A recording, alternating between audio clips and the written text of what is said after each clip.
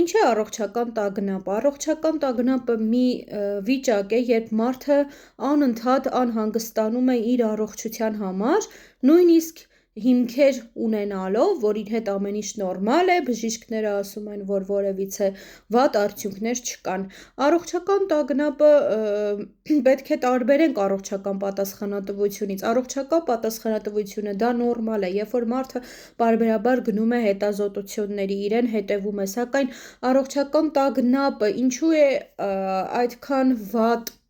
այսպես ասած, որովհետև այն չի թողում մարդուն հանգիստ ապրել եւ կարծես կպչունություն լինի, հա, ավելի շատ եւ առողջական տագնապի ժամանակ մարդը անընդհատ ստուգումների է գնում, բացում է ինտերնետում նյութեր է կարդում առողջության մասին, ինչպես նաեւ առողջական թեմաների մասին անընդհատ հիվանդությունների մասին ինչ-որ բաներ է նայում, կենտրոնանում է իր մարմնի վրա, իր զգացողությունների վրա, ինչից է առաջանում առողջական տագնապը։ Շատ պատճառներ կարա լինի մանկության ժամանակ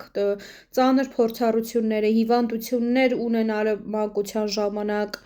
ինչպես նաև ընտանիքում որոշակի առողջական խնդիրներ ունեցող մարդու առկայությունը ինքնին կարա արդեն առաջացնի առողջական տագնապ։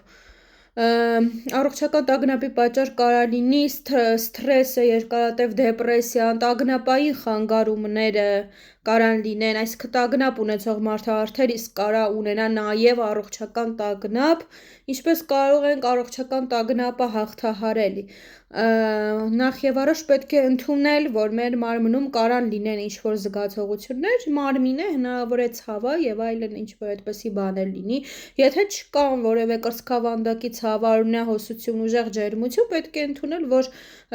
շատ քիչ է հավանականությունը, որ մեզ հետ ինչ-որ վատ բան կկատարվի, եթե օրինակ ինչ-որ մեր կրծքավանդակը մի թեթև այսպես ցավում է կամ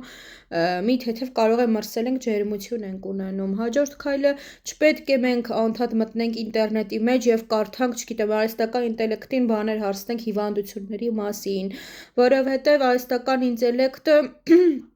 կարա սխալ ինֆորմացիա էլ տա, որովհետև ինքը մարդ չի, բժիշկ չի։ Հաջորդ քայլը պետք է անընդհատ ֆիզիկական վարժություն, ֆիզիկական ակտիվություն ցուցաբերենք, լավ խորը քնենք,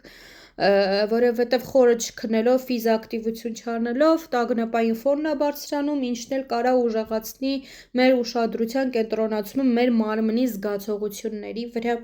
Եվ որ ամենակարևորն է, եթե առողջական տագնապը ամիսներ է շարունակվում, պետք է դիմել հոգեբուժի, հնարավոր է նաև ճանաչողական վարքաբանական թերապևտի, այսինքն հոգեթերապևտի խնդիրը լուծելու համար։